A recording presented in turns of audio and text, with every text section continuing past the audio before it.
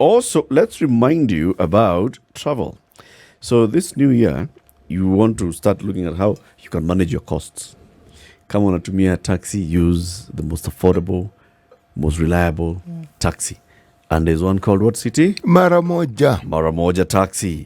This is an app. You just go to your app store, wherever, with Google Play Store, App Store, or any other app store. Just go and look for the Maramoja app. You used it. Yes, I have. You have been using it. Yes. So it's which one? The blue one, the green one? Blue. Oh, it's a blue one. Blue. Download the blue one. And then you register. You put in your details. Just Exactly, basic very details. Straightforward, right? And then? First of all, you will likely get, when you're going to hail a taxi, you will likely get a choice. It's a picture, full-size picture, the individual, vehicle number, how far away they are, plus a cost. Wait, it gives you have choices. The driver and the vehicle. The driver, vehicle, details, Right. picture, and you're given choices. So you can flip through and you decide, this guy is far enough, I've got something I need to do, so let me take this guy who's 10 minutes away, 5 minutes away, talk. Then that guy calls you back immediately and also sends you a message. Okay? Says, I am informed you're here. Can I come immediately? Yes. You're having a conversation and say, come immediately. And say, I will be there in X number of minutes. And when they get there, forget calling you. They also send you a message telling you, I am here. All right. All right? Now, one of the things I did was I asked, so when you have to wait, do you charge me? He says, no. Once you told me to come, I will come and I will wait. If 5 minutes have lapsed, I will message you again and say, should I continue waiting? He said, I'll keep communicating with you. So you don't just leave. No. Now, one of the things I also did was I talked to the driver, asked, why did you choose this app? He said, this app benefits us as drivers the most. He said, I have other apps.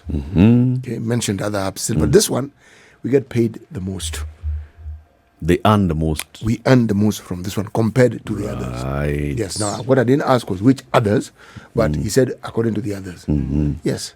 Now, let me tell you, before you begin the journey, there's a code that you receive on your phone. You have to key in that code.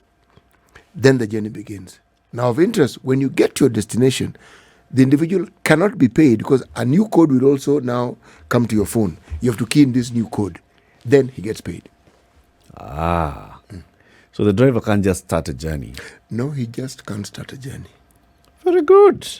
Very good. Please download this app. And because you're listening to us, you get a 30% discount on your next ride. If you download the app and then you use the code SPICE30, you'll get a 30% discount. Sawa. On your next ride. So try it out and let's hear from you. This is the Maramoja Taxi app. Go to your app store. You'll find Maramoja Transport. And it's a blue one, City. Blue. That blue one. Download that one. Get riding. It's easy. It's Kenyan.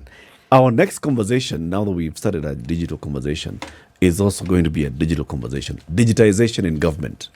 Visa-free, ETA, UOT, digitization, NEMIS, digital. Land, digital, right? One standard number, 2222222, e-citizen, digital. What does all this mean?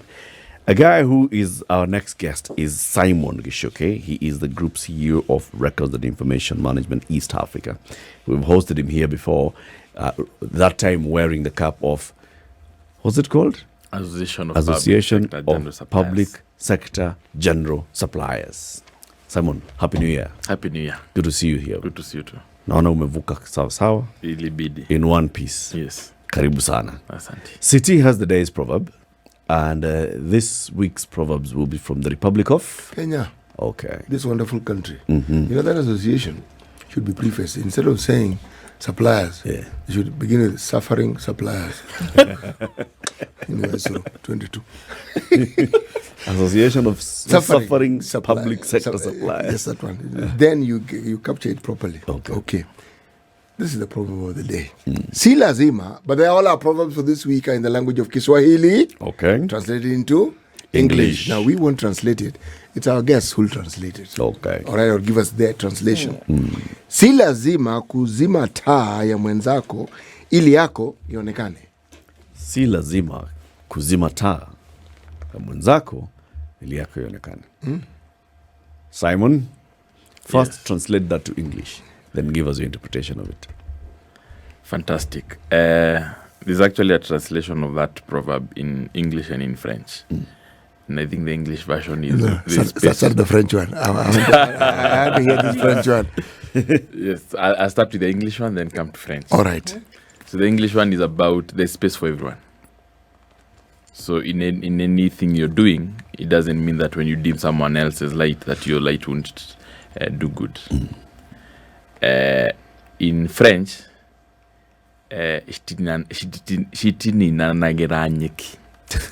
Oh, that French. so it basically means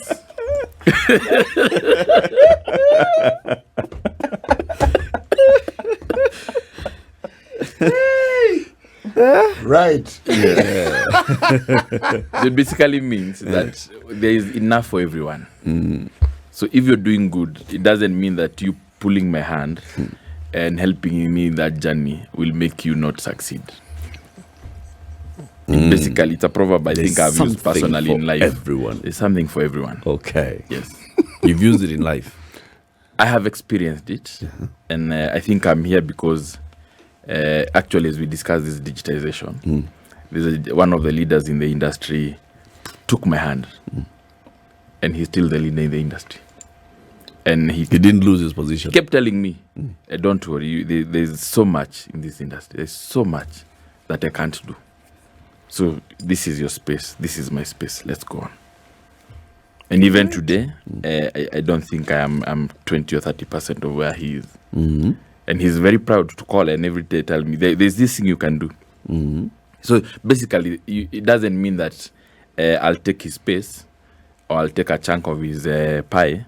But at the end of the day, there's too much for all of us. So appreciate when you're holding someone else's hand for them to grow. You'd rather be in a table of 10 people who you can share a good cake than be in a table of 10 people and they're all looking up to you. Yes. We'll talk about digitization shortly. Let's first start with the suffering of the sufferation of the sufferers of the pending bills. Right? The association is still active, is it? Yes, it is. Now, we've seen some kind of movement from the government. Cabinet sat down. Cabinet said, pending bills, solution, audit. And in fact, this audit now, this time, let it be more participatory. Bring in other people into it so that we can audit. And then, is it a committee, a task force, one of those things that are set up? So set up, inaugurated, and it's auditing pending bills, and then they'll give a report, and then eventually pending bills will now be known, and a decision will be taken. Not until they'll be paid, a decision will be. Where are we? Okay. History is a great teacher and an amazing one. We're in a country that embraces commissions. And the only sad thing about these commissions is where we keep to ask ourselves, are their decisions binding? Sorry. According to... Sorry. Commission as in bodies that are set up or a percentage, No, a percentage that you're given when you do something? Bodies that are set up. Let me give a good example. According to the Commission of Inquiry into the Anglo, not in the Goldenberg, we lost money. Yeah. According to the judiciary, no one stole anything because no one is behind bars. So these commissions will still be done here and there. But what exactly are we trying to gain by having the commissions done? It's a good move. Maybe the intention is very okay, but what would be the result? Because we're talking about suppliers from 2022 June, going backwards. All the way to 2003. Yes. So as and when that is done, will they, even if they are paid, will they be paid plus interest? Number two, we have had scenarios of offices that have been burnt down, or there was an arson, like No records. I think the Siaya County Assembly, Makueni County Assembly. Good. Now, what records are we going to work with? Those two institutions. Because we must ask ourselves, you will go to the commission and they will ask you, please give us your documents, and the government will come with its documents. In the event the documents in the government side are not available, what's the fallback position? Number two, I'm not a lawyer, but I believe these are contracts between two institutions. One is a private sector, another one is government. Or it could even be government to government. So are we trying to say that those contracts at that point they are null and void? And if they had penalties and we have halted payments, who is going to meet the cost of those penalties? So there's too many questions that we should have asked. We should have gotten answers to make the process okay. I think we've gotten too much messes in these so many commissions that we are never certain of the future outcome. It's almost 5 months since it was gazetted. We are still wondering, so what exactly will be the outcome? Have you been called to appear before they this? They have not yet. Commission What I team? believe is after they gazetted, then whoever is a chairperson will do a gazette notice and say this will be our sitting, this is where it will be done, and this is the procedure of coming to present. So what happens in instances where, because basically it will be documentation. Yeah. Bring your document, we bring our document. What happens in the instances when those documents are not found? Then there's nothing. Number two, what happens in instances where deliberately some people in government, because they did not want the payments to be done, make sure the documents are not available for you to come in, because it will be like a match. You bring a document, they match with this, then you get paid. And then let's assume out of the 900 billion, 700 billion is set aside and said this will be paid. We are in January. Are we going to put it as a fast charge in this coming budget? Because if we say the government is going to pay, then we are paying from where? Because that is a discussion we need to honestly have, that if we agree that it will be done, then are we saying that all these monies now will be brought in and there will be a kitty call, pending bills 203 to 2022, and when we are discussing the Finance Act 2024-2025, then we will say the first charge is 700 billion that has been authenticated. Okay. Do you think, and this could be just pure opinion, but I guess as we look at say activities and documentation could point to some kind of fact, that this commission was set up to buy time, because like you say, there's really nothing new that's coming to the table. The documentation, if it exists, that's something that you can actually compare really quickly. I can walk into your office tomorrow and say, look, this is my bill. You owe me X amount of money. Then you can go into your records and you say, actually, yes, we do. Because of 1, 2, 3, there's a match, we go. Or actually, no, all our records and they're intact. We do not say anything like that. In fact, it's less by this amount. For me, it doesn't need a commission to sit for a year, because that is the time that they were given. Yes. It doesn't need a commission to sit for a year to then confirm what already exists. Was there really integrity or authenticity in the setting up of this commission? Or is it just a buying time tactic? You see, my personal opinion. Yes, of course. My personal opinion is that we didn't need a commission. Purely, we didn't need. We only needed the various departments to actually put it as a charge in the upcoming budget. Because what we lacked is a charge where the governor will say, I was left 5 billion pending bills, and before we allocate money for roads, construction, and everything else, then I've put aside 5 billion for these bills to be paid. That was not done. Even the ones who said they've cleared pending bills for the last financial year, because I think I saw it on the news, they cleared bills that were incurred when they were in office. Yes. Not bills before they got elected into office. So that commission, in my honest admission, it shouldn't be there in the first place. It is populist, that's the word. Yes. There are terms of reference to that commission task force committee. What is it exactly?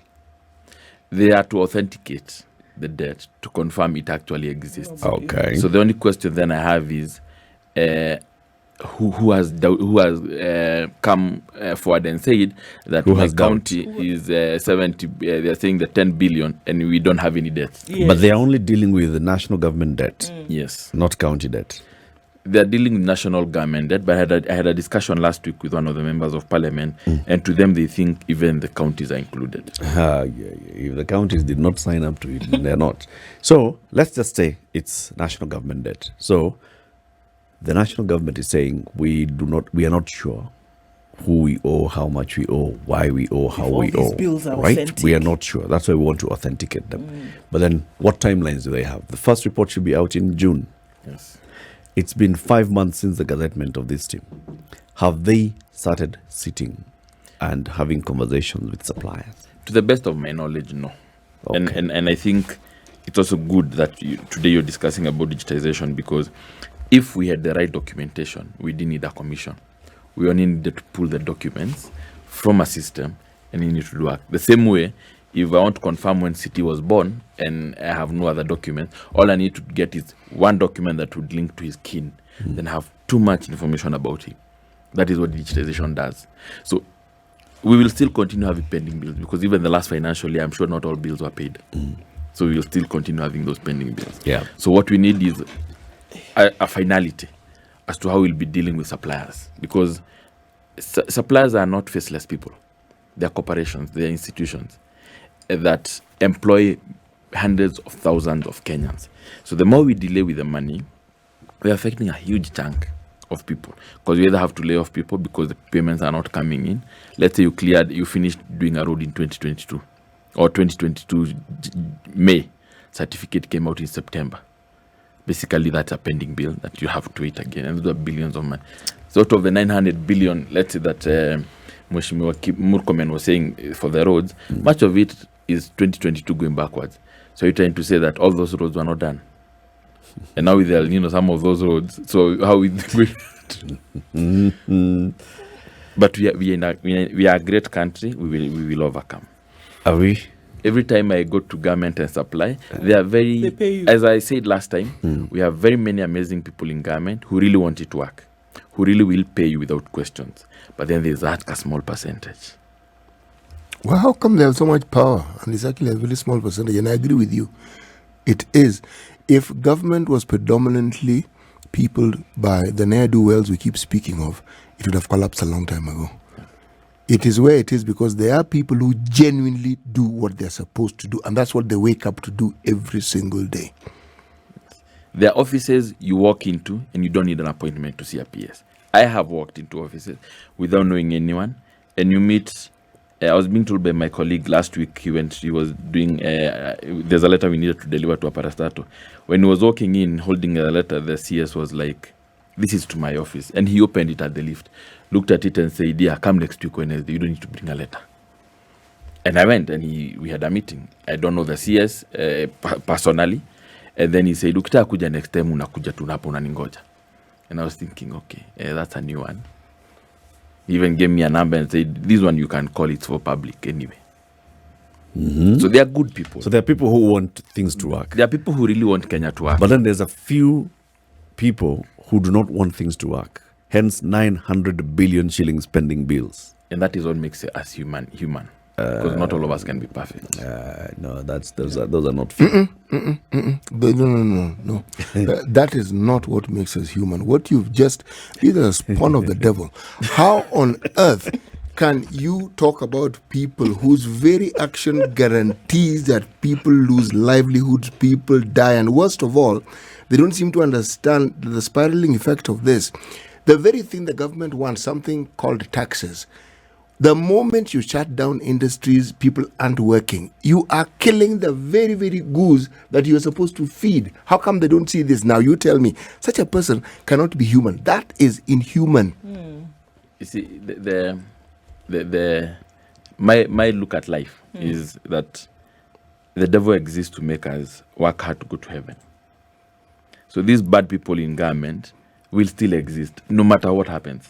You go to an institution, you deal with someone, they're so rude, and you're wondering, is this how it works? Then a colleague there calls you and tells you, "Kuja, chukua kiti hapa." What is the issue? And you start wondering, is this the same institution? So the two people must coexist for us to have this world. I'm curious if these people exist because we talk about systems, we talk about digitization, but it is individuals who are in the back end of these systems, right? More or less. So is it possible to have this system in place without human interference that's going to bundle the thing up? And I'm going to take a few steps back because that's what we're talking about today, right? I'm going to take a few steps back and say, if you look at the assumption is, and I'm sure I'm right, that when you are budgeting for a project, it's budgeted on money that is either there or that is going to come in. No? Okay. So I float a tender. It's picked up and we give it to the best person to handle the job. You get into it, and as I understand with government, most times you as an individual will do the work and the government will pay you after the fact. You know, there's that time period. But remember that it has been budgeted for. Okay? So what happens between this process where it has been budgeted for down to the lines, because these are the same individuals we talk about, really good people in government who've done the due diligence down to the line, this is how much this thing is going to cost. What happens between where this budget has been done, where the project has been completed, and then where the money which had already been pre-programmed is then supposed to be paid? What happens? And what would change if you removed the human element in that sense from it, where it's in the system, it's digitized, we know this is supposed to happen, we're in a payment period, 45 days has come to an end. What happens that this supposed seamless digitalization process would cure? Okay. There are two questions. One is what happens when you budget for a project and then when time for payment comes, there's no money. No, my understanding of how we do it is that you have projects for $1 billion. Your own revenue is 500 million. Your projected grants, loans, and everything is 500 million. But your projects are 1 billion. So you're hoping that this 500 million that you're projecting from either loans, grants, or whichever donor funds that will come in. Your surety is 500 million. But you will do the projects for $1 billion. Should they fail to come, you don't have the 500 million to clear the difference. But you still went That's why ahead the and problem. floated. Yes, because you hoped to. And I remember the time we had a meeting with the COG, and so not COG, the control of budget, and that's basically the problem. A county has own source revenue of 2 billion, but they are projecting that they might get grants and any other funds another 2 billion. So they actually budget for 4 billion projects, but they are very sure of the 2 billion. These are 2 billion is God. The loan will come through, there will be a grant, so that they fit the figure. And now, when digitization comes in, it's a totally different ballgame. Digitization just basically makes the process flawless, reduces interference, and you can be able to tell this process starts here, ends here. If, for example, because digitization, if we're talking about digitization government, we're talking about e-government. There are 4 areas. We're talking about right now we are taking our kids to school, there's an NEMIS. You're hoping that when you transfer your child from school A to school B, in the system, once it's activated, it works. Seamless. You're also hoping that when the government allocates the money for your child, that they won't go to this school and they're told, no, they're supposed to go to this school. It is able to pick and say, this child was supposed to go to Alliance, now they've been taken to Mango. So it changes. There's that other aspect of government to government, where you're sharing information. So you're hoping that if you have ever been or taken good conduct, they took your fingerprints. So the next time you need a good conduct, you don't need to go back to get your fingerprints because they don't change. The conduct is still good. And then you're also hoping that should you report a case in Nairobi, then you don't need to physically visit a police station because they have your data, and you can report a theft in, let's say, my shags is in Nyahururu when I'm in Nairobi and I report it to the police station in Nyahururu. That's the government. So it's basically ensuring that my interaction with the service provider, who is a government, is seamless. If it's birth certificate, I'm able to go to a portal and apply a birth certificate, and they can confirm that if I've been put somewhere, my details are somewhere, they are okay. The same way with transfer of vehicles, the way we are doing it. Now that's E. So ensuring that any process that we are doing physically is now available electronically. So if it's the tendering for government, then you're ensuring that from needs requirements to them doing an evaluation in-house, to them budgeting, then to them saying we have this process, then to them now sending out the tenders to you, the public, it's electronic. The coming evaluation is electronic, award of letters is electronic. That's why we have e-procurement systems. They ensure that you digitize the whole procurement process, including award. So should years down the line you lose a document, you have a portal you can go to and refer to the same documents. Because again, we forget that there are calamities, natural, and man-made, your house could get burned down, your office could get burned down. So is it possible that Or a similar set burn of your house down. exactly Yes. you have a similar set of documents available in the government because you dealt with them? If it's the same thing with payments, so you ensure you're hoping that when you deliver an invoice and a delivery, it's keyed into a system, and from your house you can actually be able to follow and see this process is at this point, is at this point. So theoretically, that is what's supposed to happen here. Practically, it's happening in other countries. It's And not here. and not here because we have not defined the processes seamlessly. We will get into that. So these things happen elsewhere in other countries. In fact, it's true. We've had conversations here with people from other countries. The last conversation we had, City, was Estonia. with from Estonia, from the education sector in Estonia. We've had conversations with the person who actually implemented the digitization of services in the Estonian government, having come here to help the Kenyan government to see how to do it. So why is it not happening? So, most of the countries that have actually achieved a near perfect match in digitization is because the government itself wanted the service available. The government wanted efficiency done and corruption reduced. So if you digitize the government and you embrace e-government in totality, you're basically going to wipe a lot of this small-time corruption. You're also going to increase efficiency. It's a big thing. And I think one of the things we hope for when the president says we're going to digitize is that you don't need to go to a police station to record an OB. When you're arrested by a traffic cop, you can actually do it on spot. Yep. They note for you, give you a ticket, and you move on. You're also hoping that every time you want to apply any government service, including whether it's land transfer or anything, you can get it. Now, I will not say we are not able to do it because we have previously done. Maybe we didn't have the capacity, but we have institutions in Kenya that are almost paperless, and they make it work easier. It may not be all departments, but most are. You will find institutions that have embraced even e-communication and makes it easier for you to communicate with them. They have automated their mail management that makes correspondence easy. They have embraced things like ERP systems that makes it easier for them to share information internally, and within each department they're able to, if you go and ask for a certain transaction, it's done, because digitization it's broad. But if you narrow it down to digital transformation, you're looking at a scenario where departments speak to each other, governments speak to each other, and then you as a Kenyan, when you go there, you're able to get the service done. So if digitization starts with the service provider, who is now this government, saying, now we want to give you a better service as Kenya, let me just use an example of Kenya Police, so we want to digitize the OB, then they basically understand the entire process. So they will map out the processes and not tell the technology guys, no, this is the kind of system we do want. There, it will work 100%. But if it is a populist move, it won't work. And that is why we are happy to push that.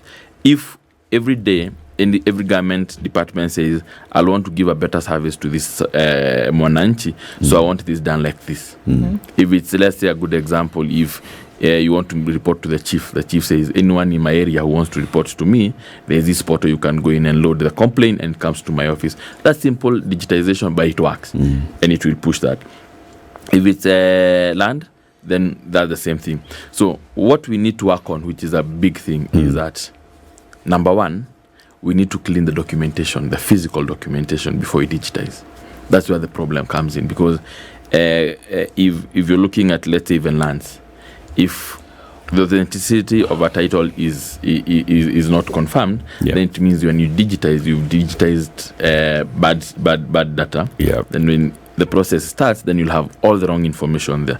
So I believe there's a lot of data cleanup to be done before we start the process of digitization. Maybe, Simon, this is where the problem is. Actually, it's not that the government departments do not want to digitize or to offer this service in a better way. It is the fear of what this entails in terms of, so first of all, are we sure that we are going to be able to clean up our data as we put it online? Are we sure that this thing is not going to be hijacked somewhere in this process? And then we end up we had clean data in the beginning, But as this thing gets into the digital sphere, then it gets messed up with. So maybe there's that fear. There's a fear of the unknown. I think it's exposure. And right, it's that exposure. The lack of exposure creates this whole fear, and the resistance to change is not resisting the idea of change. Yes. It's resisting the entire process because you don't know. Here I am, I'm confident, I'm comfortable about this because I've dealt with it for so long, and now changing introduces new dynamics that I don't know about, and yet I will still be held accountable. We were all comfortable doing checks and filling forms for funds transfer. Yes. We were never comfortable with PesaLink. Yep. Now we can't do without PesaLink. Yep. So what necessitates any digital transformation is change management. Because we have to know that where the world was 10 years ago is not where the world is today. If you go online, there's a document done by the government in 2004. The government envisioned that we needed to offer better services to our citizens. Now, implementing the document is another thing. But do we have people well versed with what to do here and there? Number two, it's also budgetary. This Estonia did it in a good way, but they have never told you the cost of doing that. The cost is three things. One is the financial cost. Secondly is you'll have to do a lot of change management and a lot of capacity building. There are people who've never heard of these systems, and yet they will be expected to implement. And thirdly, the citizens must embrace. You will introduce a system and people will still say, no. I'm sure most of us were used to the yellow logbook. You start telling someone the logbook can be available online. Yeah, mezoya logbook ya yellow. And it's not a book anymore. Yes, just antaka hiyo. Same thing with our driving license. Yeah. Ulikuwa umezoea kuweka gari hapa juu. Now all of a sudden you're told you can have it on your phone. So when a cop smamishes you, this is my driving license. So change management comes from everyone. Yeah. Again, budgeting. We must be intentional in budgeting for these multi-billion projects. Digitizing the entire government is trillions of shillings. And then we also have to be sure of change management. Luckily, I'm sure you remember in the city Muga there was management trainees in government, absorb the best in the industry and train them. Now, these young men who are green from school and understand digitization will be key to unlocking that in the near future. One, because they are green, they now see the world in a totally different area, and there's a way they expect to be served. And then we have the ones who have been in government for long, who understand the processes. So you bring a mix of the two, and you will digitize seamlessly. So we have been pushing for training, and I think RIMEA has trained over 4,000 people in the last 4-5 years on digitization. And what that does is that it gives them a sense of understanding that it's this big animal. You break it down to small, and someone is like, so yata tunaweza ifanya kwetu. Okay. So, yes. So so the knowledge and all of this information being shared, but do we see a challenge of reluctance to move from one to the other? Because we cannot run away from the fact that even with all these things that we speak of, that there are those who will benefit from the change not happening.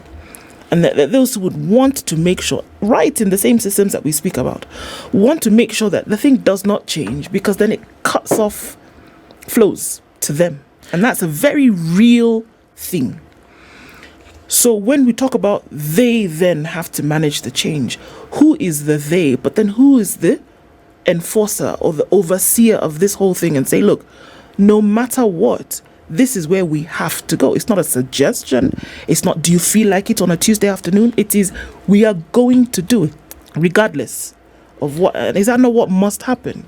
They just like I said, there's a big percentage of government people who really want to give you best service. These are the guys who push. During Corona, I'll give you an example. During Corona, we were all locked down, so we couldn't work. There are parastatals that worked because they have the right systems, they had the right processes, they have the ICT equipment working, they have digitized. So basically, you could work from home, approve whatever you have to approve, push processes that you have to push, and you have very little paper interaction. Those parastatals are very big today. They do a good job. I'm sure all of us paid our taxes during Corona. There was no waiver of not doing your returns on 20. It means the system worked. If there were any complaints, the approvals were done. KRA is automated. It's digitized. By far, one of the most digitized institutions is KRA. You will even do an email and you'll be very shocked at how quick they'll be able to respond. I'm not marketing KRA, but that's the truth. So if we had, out of the 300 parastatals, half of them do that, it means you love being served. Yep. And you will enjoy being served as a Kenyan. So there are parastatals that are actually headed that way. And there are also ministries that have automated a chunk of their business, which makes it easier to serve you. Because the reason why we are talking about e-government is them serving you, is them working with that department, is them making it easy for you to access information here and there. And even when we talk about, because you spoke about ITA in the morning, that's digitization. Where you don't need to go to an embassy, you just go to a portal and you get your thing approved here and there. Yeah. That is also digitization. So you can actually tell that we are headed somewhere. Because after ITA, they say they will improve, it means they will include something else. Yep. Most likely naturalization. So now, when you want to apply for ITA, it recognizes you as a Kenyan and you don't need maybe to pay, and you come directly. Maybe they will incorporate or integrate with other countries that we do reciprocation or free visa travel. That's also possible. So one system integrates to many other systems and forms the e-government. So at the end of the day, we are looking at ease of service delivery. So when you train them, you're telling them that once you digitize your own institution, find out which other institutions you work with and plug in. So you will digitize, let's say Kenha. Then they realize they need to work with the Kenha. So Kenha will somehow be forced to digitize so they can work with the digital Kenha. Then another one that works with Kenha will realize, every time I take a physical letter, it's not worked on, but an electronic one is. So let's digitize so that we can also be able to work with that institution. That is how it starts. So from one institution, it moves to all the others. How do you ensure that this system is protected against human beings? Because systems, by their very nature, once it's been understood, they work. There's a human being somewhere. They always are human beings. Yes. How do you ensure? I asked this question because the previous government had a minister for lands who was here when they were digitalizing, and we raised the question and said, what you're doing is good, but there's the human person who has interests that perhaps go contrary to what you are doing. How do we guarantee that they will not be able to interfere with this system? Interference proof, we're told. So I'm asking the question, how do you really prove it? Is it possible to really prove systems? 100% no. Again, that's why we have experts in information security. So their work is to work every day to come up with new things to deter you from attacking the system or coming up with things to attack these systems. You will implement a system, and there will be two things. Either someone will key in the wrong data into that system, that is also humanly possible, or someone will be looking at how they can actually hack into your system. Again, that's another human. So on the second one, that is where you come up with information security things here and there. Whether it's the technologies to deter that to happen, that every day there are new things coming up here and there. Basic of all is when you hear someone saying we have an antivirus. It's because you'll open an email that has a virus, it hits in your system, and then someone else will come in with an antivirus to ensure that you're protected on that angle. The one for keying in data is where you have multi-level authorizations before that data actually is embedded in the system. So what happens is you key in transfer of land to Ndu. But then before that, because it was a physical document you are using to key in, Eric has to counter-confirm. So that is normally what happens in most of these systems. The human interaction angle will always be there, but how fast we are able to ensure that whoever posts and verifies are totally different people is called maker-checker. To ensure that at the end of the day, it's not one person doing all the processes. That you post on this screen, log off, post with another higher credential to approve for yourself. No. There are totally different layers of people to do that. Now, of course, technology has fears here and there. But unless you use it, is when you realize this is a challenge, then this is what we will use to beat the challenge. Without that, we will always be saying that we are fearing technology for a reason here and there. We have ERPs today that are working. We have document management systems that are working in other countries. And they have tried to look for loopholes here and there. And the most important thing is to ensure that at any point you have an information security expert to ensure that if there's a loophole here, you easily are able to seal it. So it's possible in ways to basically just put in the checks and balances. And that's why the digitization then makes sense. Okay? Now, if you look at, like you've said, progressively we are heading towards somewhere. The number of services, like the government says, the number of services that are now available on e-citizen portal Too many. have increased. And their systems are then now interlinking. So we are heading towards that. Do you think everybody's on board, including the citizens? Citizens are skeptical, which is normal Why? for Africa. I do not know why. But we have so many government services on the e-citizen, what you would call now our e-government portal. They are available. The only way we'll know the loopholes is as many people use the system. You only get to test the system with many people. So far, I myself use it comfortably. Anyone who has a challenge, I always tell them, approach the nearest Huduma Center, you'll be sorted out. Because we are not all of us are not IT literate. But we have a basic level of literacy that should guide you. And I think every town in Kenya has a cyber that says e-citizen services. These are young graduates who have opened cybers and realized I can be able to get this work done for you. So my grandfather may not be understanding technology, but there are cyber near his home. He can go and request for these services, or he has grandchildren. He has grandchildren he can call, and actually that is what he does because. Again, they have done a very good thing. I can log into my grandfather's account, but I won't access it until he sends me a code that has gone to his phone. So he'll actually know someone is accessing. And in most cases, he calls and tells me, nimepata, like there's a time we were getting for him medicine, and he's seated in the car and he tells me, nimepata message ya NHIF. Then I'm telling him, wanataka kuauthorizia.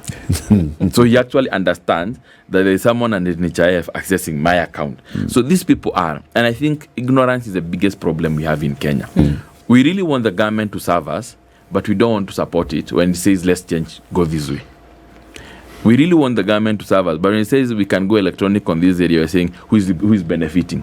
You're the beneficiary as a citizen. You're supposed to be the beneficiary. Yes. So 100% of support by Kenyans would be vital to e-government in Kenya. I put it to you, Simon, that the public would be able to 100% support it when they see the benefits and also when they walk the journey with the government. So, for example, let's talk about this ETA thing, right?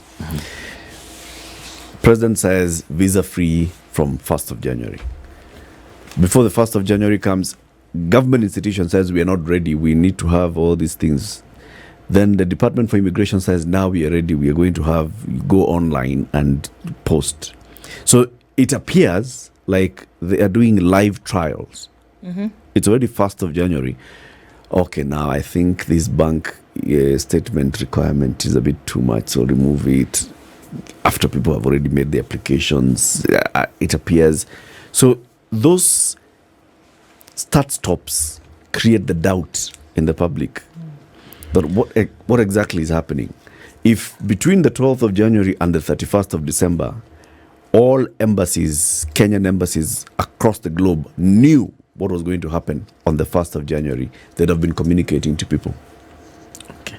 But if they don't, then that's where the issues come in. And the question you ask yourself is, so if the government knew that the 1st of January was coming and this is the move that they want to take, why did they not properly communicate? But also remember, Simon, it's what we associate digital change with. If it's positive, then we will embrace digitalization. Like there was this global staring at the eye orb thing that came. Yes, remember it? Whatever it was called. And then before long, we were being told we're now being given a new ID, which also requires you to stare at something before they authenticate, whether it's your eye or somebody else's eye. Number. Now, I am explaining it this way to help you understand how it is something that may of necessity be actually good. But when the association is negative, we are going to reject the whole thing.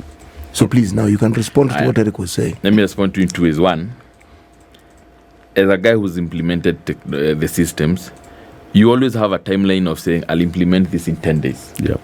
Something will always crop up.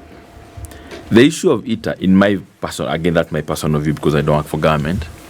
The issue of ITA, that was communication. It was not digital. And that is why I've always said that as a government, they need to figure out who gives us these statements. That was not actually, and let me tell you why. My auntie came to Kenya 2 months ago. She wanted a visa because she's an American citizen. And so we logged into the system, e-citizen, and applied her visa. And we got it. It is the same system because I paid using a card. It is the same system that is there. So the system exists. So it's good to be honest. The system exists. I have used it. I can show you.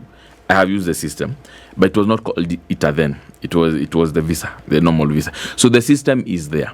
So I think the biggest problem we have is, in my view, again, we always wait for government to fail. Even a small challenge. The government waits for government to fail. Us guys are just doing our own thing. Because if you look at it, we're living it our has life. worked. Waiting for the next video. Because I've not had anyone do a screenshot and say, I got here and there was a problem. So we are not 100% on digitization, but the technologies work. That is the biggest, and we are not running away from it. This is the world future. we are getting into. Simon, always a pleasure having you. Thank you very much for joining us. Simon Gichuki is the CEO of Records and Information Management East Africa. It's called RIMEA or RIMEA? RIMEA. Okay. Yes. RIMEA. RIMEA. Keep it here for more conversations. This is the Situation Room, the only way to start your day.